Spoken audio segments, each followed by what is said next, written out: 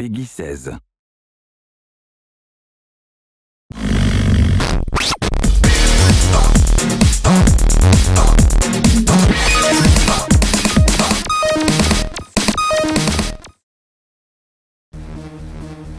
Alors que la Gamescom bat son plein, Need for Speed The Run continue sa course endiablée jusqu'à sa sortie officielle le 18 novembre prochain.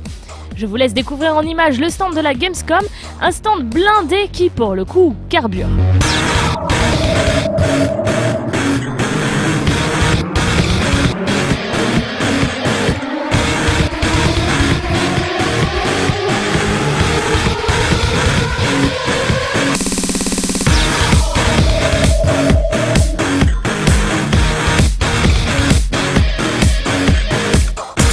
Pour la première fois dans un Need for Speed, le jeu tourne autour d'une histoire avec un personnage plutôt sympathique.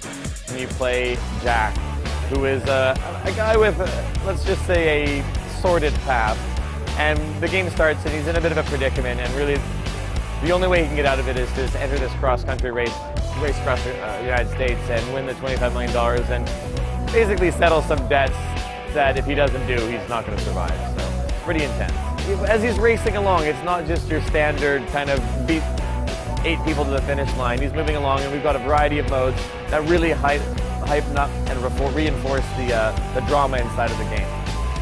Peux-tu nous donner quelques détails sur cette fameuse course San Francisco-New York? Well, you start in San Francisco, and you're going to race along, and you get to New York City first. You have to beat 200 other racers, and really. The cool thing about this game is that for the first time ever in Need for Speed history, we're actually in real-world locations. And the second part, which is really great, is that as a result of Frostbite 2, we're able to create this really robust, huge game that is reflective of basically the size of the United States. You know, we're able to create a ton of different variety of terrain. So we've got everything from deserts to lush mountains to snowy mountains to lush forests, I should say, to cities and just a whole farmlands, a whole bunch of stuff. And you know, and through that, there's about 300 kilometers, so really big game. In fact, I think it's easily the biggest Need for Speed game with 3 times the track space of previous games. Vous nous avez fait découvrir un nouveau niveau ici à Cologne. Pouvons-nous en savoir un petit peu plus?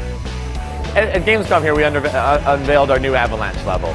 And you know, at certain points in the game, we wanted to really create an epic Hollywood, big budget, Michael Bay sort of moment that people were like, ah!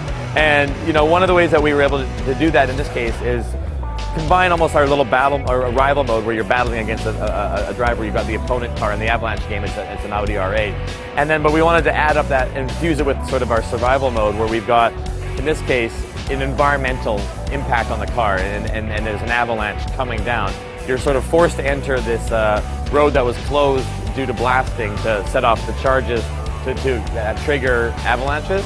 And as you're racing along, the avalanches are coming around you. So not only do you have to try to beat a car, your opponent racer, you have to navigate through snow that's coming down and giant boulders that are falling. It's really intense, but really fun. Bah, au final, c'est un jeu d'action. Action and like a narrative-driven game is really core to what Black Box makes. You know, as I mentioned, we've got Undercover, Underground, and Most Wanted, and all these sort of iconic Need for Speed games. And what we want to do is sort of take that action and really kind of give a more modern take on it. Tell the story that we've always wanted to take and just even higher, really amp up the danger and just the intensity. So, you know, we've got the player always in the moment. As we're telling the story, you're in the story, you're living it, you're feeling that danger. And it's really, and it's everything from autolog to just the way we're telling the story, to mountains coming down on you, to helicopters shooting at you, to battling opponents. I mean, it is truly an intense experience. Tons of fun.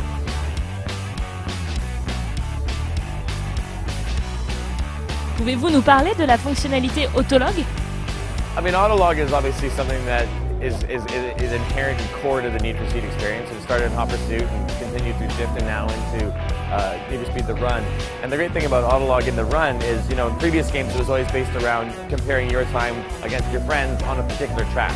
Whereas this one, we actually baked it into the entire career.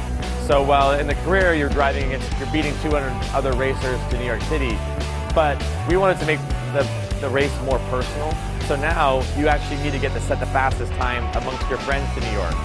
So it doesn't feel quite as lonely, and it really amps up the motivation and the danger as you're looking at it and you're racing. You're like, I won the race. and then you look down and you're like, ah, but my friend is still 2 minutes ahead of me. So now there's success inside the game, and then there's the bragging rights amongst your friends. So it really personalizes the game a lot, which is great. We can't wait for you guys to check it out. November 18th. It's on PS3, Xbox 360, PC, Wii, 3DS, and various mobile applications.